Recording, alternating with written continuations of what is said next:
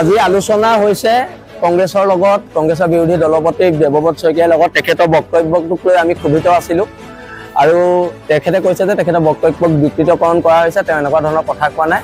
কথাখিনি ইমানতে শেষ হৈছে এতিয়া কথাটো হৈছে কি অসমত এটা নেৰেটিভ বনোৱা হৈছে যে 30 জাতীয় জনগোষ্ঠীয় সংগঠনে কোনোবা ৰাজনৈতিক দলৰ পৃষ্ঠপোষকতাত কাম কৰি আছে সামাজিক মাধ্যমত হওক ক'ৰবাত হওক কেতিয়াবা ফেচবুকটো খুলি দেখো আমি বিজেপিৰ পৰা 10 কোটি টকা লৈছো বুলি কিছুমানে প্ৰচাৰ চলাইছে কেতিয়া কথাটো স্পষ্ট 2026ত যেটো বিধানসভা নিৰ্বাচন আহি আছে এই বিধানসভা নিৰ্বাচনত কংগ্ৰেছ হওক বিজেপি হওক খিলঞ্জীয়াৰ পক্ষত যোন থাকিব উজনি অসমৰ মানুহ তেওঁলোকৰ লগত থাকিব তাতকে এটা দ্বিমতৰ কথা নাই আমি এটো স্পষ্টকৈ কৈ দিছো আমাৰ 30 তাৰিখে হ'বলগীয়া যিখন গণসমাবেশ এই গণসমাবেশৰ কাৰণে অসমৰ প্ৰত্যেক প্ৰান্তৰ খিলঞ্জীয়া মানুহক শিৱসাগৰ আহিবলৈ আমি অনুৰোধ জনাইছো আৰু আমি তেওঁলোকক কৈছো যদি আপোনালোকৰ দলৰ মানুহে খিলঞ্জীয়াৰ পক্ষত আছে তেন্তে 30 তাৰিখে আহক আপোনালোক 30 তাৰিখে আমাৰ গণসমাবেশলৈ আহক আৰু সেই গণসমাবেশৰ দ্বাৰা এটা কথা স্পষ্ট কৰি দিয়া হ'ব যে জনজাতিকৰণ দিব লাগিব খিলঞ্জীয়া ভূমি অধিকাৰ দিব লাগিব খিলঞ্জীয়া সংজ্ঞা নিৰূপণ কৰিব লাগিব আৰু সম্পদৰ ওপৰত আমাক অধিকাৰ আৰু আমাক ৰাজনৈতিক অধিকাৰ দিব লাগিব এইবাৰ একদম স্পষ্টকৈ এটা বাৰ্তা বিজেপি আৰু কংগ্ৰেছলৈ আমি দি দিছো বিজেপি কংগ্ৰেছ ৰাইজৰ দল যি দলেই নহওক সকলোলৈকে এটা স্পষ্ট বাৰ্তা দি দিছো খিলঞ্জীয়াৰ কথা কোৱা মানুহেহে এবাৰ উজনি অসমৰ পৰা জিকি যাব পাৰিব যদি খিলঞ্জীয়াৰ কথা নকয় তেওঁক বৰ্জন কৰা হ'ব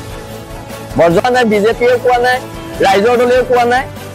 তেতিয়াহ'লে তিৰাশীৰ পৰিৱেশ আহিব ভোট বৰ্জনৰ দৰে কাৰ্যসূচী লোৱা হ'ব একদম স্পষ্ট কথা আমি কৈ আছো 30 তাৰিখে আমাৰ গণসমাবেশ আছে তাতো কিছুমান সিদ্ধান্ত লোৱা হ'ব আৰু এটা কথা বহিৰাগত হিন্দু বাংলাদেশী হওক বহিৰাগত মুছলমান বাংলাদেশী হওক আৰু বহিৰাগত যিখিনি মানুহ অসমত আহি আছে তেওঁলোকৰ বিৰুদ্ধে যিখন যুদ্ধ চলিছে এখন যুদ্ধ চলি যাব আৰু এই যুদ্ধক যদি কোনোবা হিন্দু মুছলমানৰ ৰূপ দিবলৈ চেষ্টা কৰে তেতিয়াহ'লে কিন্তু কথা ভয়ংকৰ হ'ব একদম আমি স্পষ্টকৈ কৈ দিছো মুছলমান মূলৰ বাংলাদেশী